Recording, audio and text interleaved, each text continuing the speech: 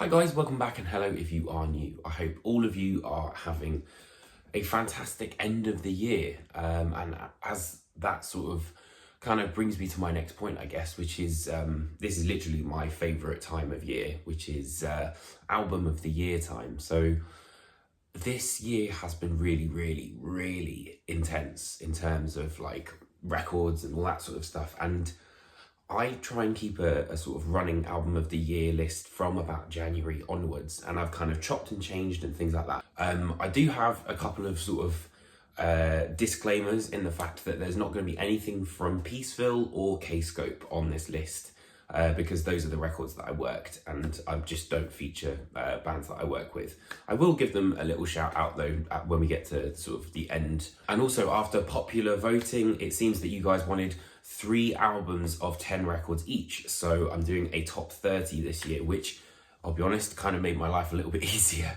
because it's been so difficult this year.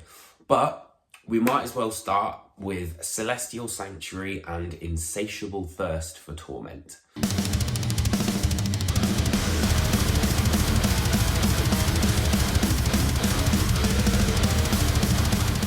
So, as we all know, the new wave of British death metal are very much here.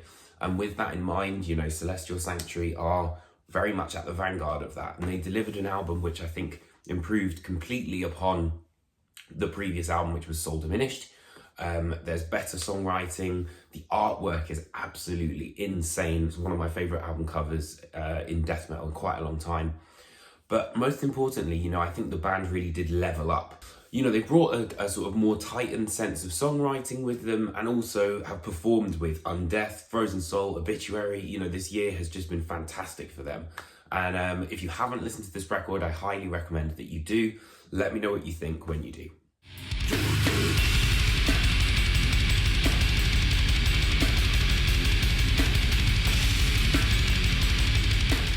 So this is the definition of a bruiser of a record. And most importantly for me, personally, what they fixed this time is the production. Kurt Ballou basically came in and he's looked after drums, guitars, bass, you know, the whole thing. And everything sounds brilliant. And that's the problem that I had with Tortured Whole, is that the snare sounded like a bin lid. You know, it was too kind of slammy. Whereas I think because of the production that Kurt has put together on this, it gives it more of an old school kind of vibe. But because of the way that they're writing the songs, it's definitely more kind of contemporary. Everything sounds like a 2x4 hitting you in the face.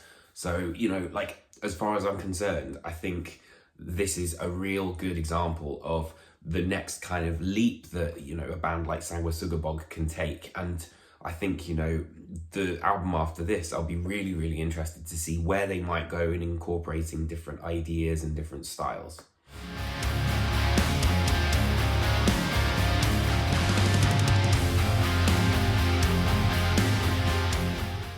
I remember picking up Planetary Duality in HMV back in the day and thinking there is nothing else I've ever heard that sounds like this. Ever since then, that kind of void has never really been filled until now.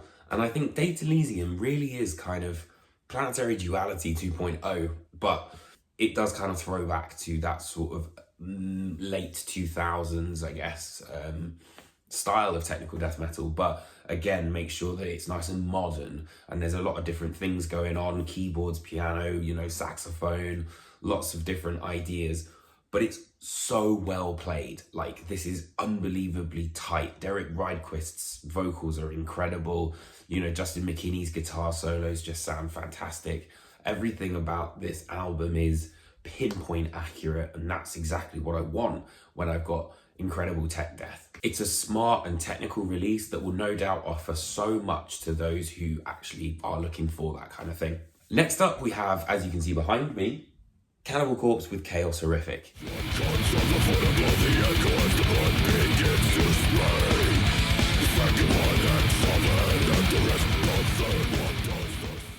Cannibal Corpse delivered a fantastic record, which for me reminded me of the era of Evisceration Plague, and really kind of concentrated on that aggression, non-stop, brutal assault that only Cannibal Corpse can conjure. Rabid Frenzy was the order of the day here, And, you know, I kind of likened this album very much to sort of Rain in Blood, that kind of vibe. But for me, it was interesting to see the band go darker. I think lyrically, there are some really nasty songs on here, which I thought was really cool. And I also think that Rutan continues to steer the ship incredibly well for the band. And, you know, is bringing in newer ideas. I know that a lot of people seem to think that this was kind of a little bit phoned in. You know what you're going to get with a Cannibal Corpse record. Like, it's going to be reliable, brutal death metal. And I think they've really lent into the aggression, really lent into the brutality of their sound on this album. So that's why I really, really enjoyed this album, and it's on this list.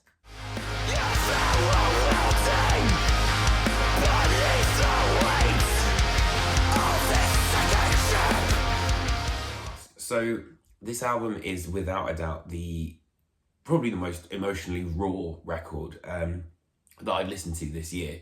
Serena confronts all of her personal demons with the entire world basically waiting in the wings and watching, which I can imagine is not exactly an easy thing to do. The genius thing about The Weight of the Mask is not just the emotional message behind it and, you know, the idea of depression and this mask that we all wear, but the songwriting has leveled up massively, I think. You know, To Wilt Beneath the Weight, I think, is absolutely brilliant. Lights Out might be one of my favourite Svalbard songs ever.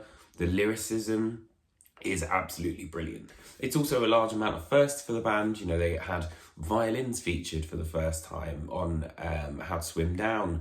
It'll be really interesting to see where they go on their next album, but this one is really an emotional roller coaster of a ride.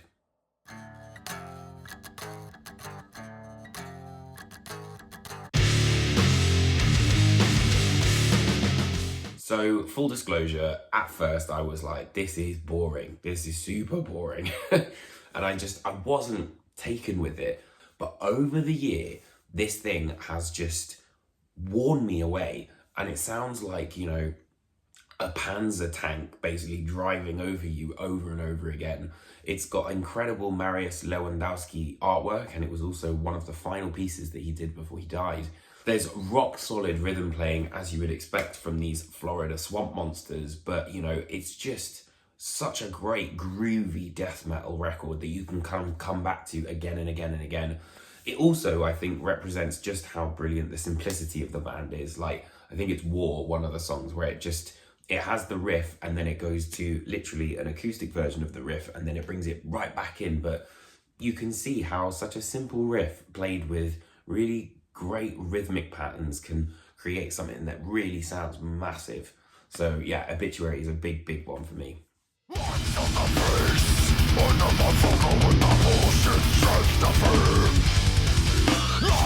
When Wrong One to Fuck With, I think, was good. It was a little bit bloated in some places, and Make Them Beg for Death is completely lean. Most importantly, I think, is the mixing sounds great. You know, when these kind of like massive headstone smashing riffs come in, they're really galvanized because you can hear the drums behind it, you can hear the bass behind it, and it all comes together to really kind of like knock you off your feet. But yeah, having a chat with John Gallagher for that interview really, really made me appreciate this album even more. I also think where this sort of differed with Obituary is that this was way more immediate for me. I was kind of like, oh, brilliant, awesome, this breakdown's happening, or there's that sick solo, there's the technical bit, and then you get the just been one of those ones where I've kind of come back to again and again and again and again. So yeah, big, big, big fan of that record.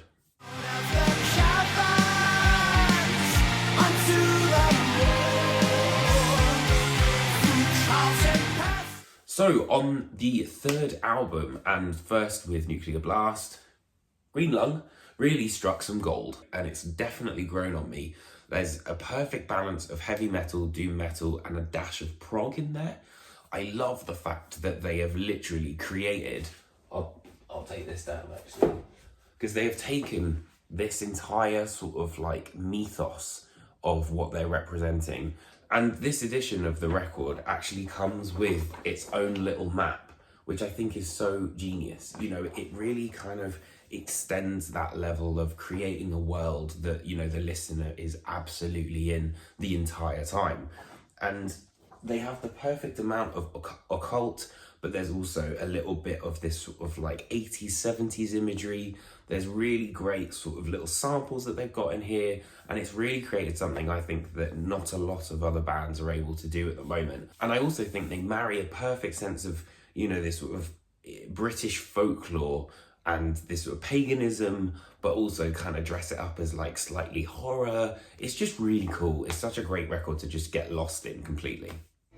When completely off the rails, and everything went up in flames, and nothing would ever be enough. After that, we go to the Ocean and Holocene. So after the Ocean kind of took us through pretty much every single geological eon that we'd been through right up until now, the albums of Phanerozoic 1 and 2 finished at Holocene. And with Holocene was the final track, and it kind of gave us a little bit of a teaser of where they might be going with this next album. And so what I didn't realize is that, you know, this record was going to be incredibly electronically focused. And I think that's a really cool and quite daring thing for the band to be doing. You don't really hear distorted guitars until like track 5, I think it is, on this record, which is really quite daring, I think. But with that in mind, you know, a lot of this was created by Peter Voigtman. You know, a lot of the songs kind of germinated from his electronica. And I think, you know, using that sort of electronica element is enabling the band to kind of springboard onto a new sound, yet also remain very much the Ocean. I think it was a bold move, and I have to say that one of the biggest things about this record is the production. I think this is the best produced record I've heard this year. It sounds absolutely perfect, and there's so many small nuances that you can hear time and time again when you go back, and, you know, really, really brilliantly layered, intricate record. Drain me dry down to the last drop. And now we come to the final bit of this video, which is, I think, choice 21, which is Paramore's This Is Why. Following the incredible After Laughter was always going to be a difficult thing. The record showcased their genius songwriting and also melody weaving, whilst kind of flirting with indie. So when they've returned with an art rock album, that was very, very surprising. Well, I guess maybe not. This is a record that I've loved since February, and it's only grown and grown and grown. And I was quite a big fan of Petals for Armour and Flowers for Vases. So it's, I guess, not a surprise. There is so much to enjoy here because, you know, the lyrics are incredibly witty and very, very clever. You know, they're self-referential, but also kind of very scathingly aware of the world at large as well. On the surface, it might seem quite simple, but there's actually a lot of intricacies happening here. It's been something that kind of surprised me, in all honesty, because I didn't think I would be as big of a fan of this album as I have been. So those are my first 10 choices. Let me know what you think in the comments underneath me. So thank you ever so much for watching. I hope you enjoyed this video. If you did, it'd be great if you could hit that like and subscribe button. Also, let me know what your albums of the year so far are underneath me. And I'll see you guys next week for Albums of the Year Part 2. It's why